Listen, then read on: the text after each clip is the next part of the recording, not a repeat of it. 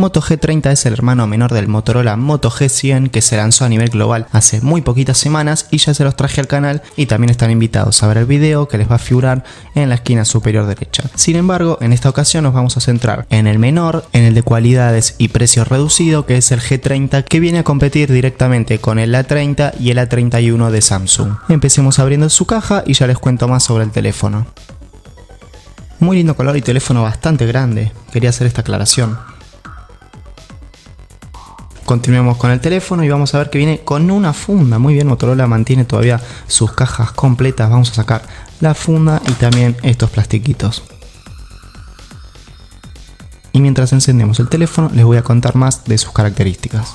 La pantalla principal es de 6,5 pulgadas con resolución HD Plus y tasa de refresco a 90 Hz. Esto quiere decir que las transiciones y las imágenes se ven mucho más suaves y fluidas. Tenemos el procesador Snapdragon 662 corriendo a 2.0 GHz, 4 GB de memoria RAM, 128 GB de almacenamiento y 4 cámaras, siendo la principal de 64 megapíxeles, una frontal de 12 megapíxeles y también tenemos una batería de 5000 mAh que promete durar 2 días. Si bien escuchando la hoja de especificaciones puede que no llame mucho la atención, sí comienza a atraernos un poco más cuando sabemos su precio, que es actualmente 30.000 pesos en Argentina. Súper competitivo y por unas características que prometen no decepcionar. Sin embargo, ahora vamos a comprobarlo y luego en su review final les voy a contar si vale la pena o no. Recién terminado de configurar por primera vez, incluso todavía no le activé el Wi-Fi, así que faltan que se descarguen las actualizaciones. Es una pantalla que se ve muy bien, a pesar de que no llega a ser Full HD, se ve bastante nítida y con buenos colores. Obviamente me fui a la configuración, a los ajustes de pantalla y acá lo que quise activar fue los 90 Hz. Por defecto vienen en automático. Yo lo puse en 90 Hz y les voy a mostrar para que vean la comparación y cuán de fluido es, para que se den cuenta que de verdad funciona y está muy bueno.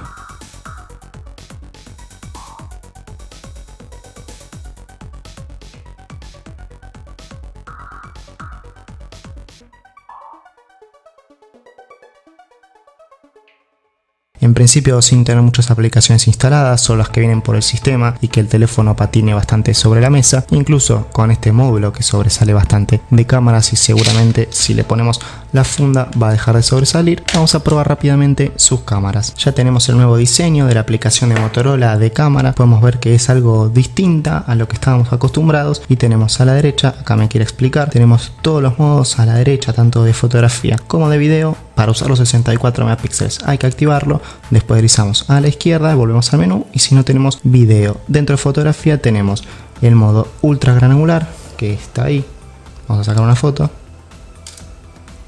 ponemos en un X, sería ya la distancia estándar y obviamente el teléfono me recomienda poner el modo macro que sí, viene con cámara macro.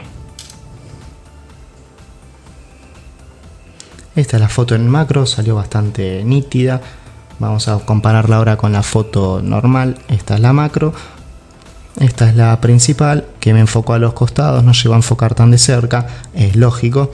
Y esta es la gran angular. Obviamente, si bien en el evento de lanzamiento pude probar el G100, está totalmente a otro nivel, ya son características y segmentos de línea distintos. El G100, como lo indica su número, y así lo quiso hacer Motorola, dependiendo el número de Moto G, quiere decir que son sus características mejores o inferiores. Y este Moto G es uno de los primeros que viene a competir en cuanto a precio y funciones, para ofrecer características interesantes a un precio competitivo. Y en principio todo esto parece que funciona bien, que no tiene lag, todo abre bastante rápido, podemos ver que las transiciones son fluidas, para esto ayudan los 90 Hz y ya lo estaremos probando en profundidad. Y también quiero saber su rendimiento, si el Snapdragon 662 se la banca o habría que haberle puesto uno más. Sin embargo, hasta acá llegaron mis primeras impresiones y si les gustó el video no olviden dejar su me gusta acá abajo, suscribirse también para no perderse la review ni todos los videos de tecnología y nuevamente gracias por ver. Esto ha sido todo por hoy, nos vemos en la próxima, chau chau.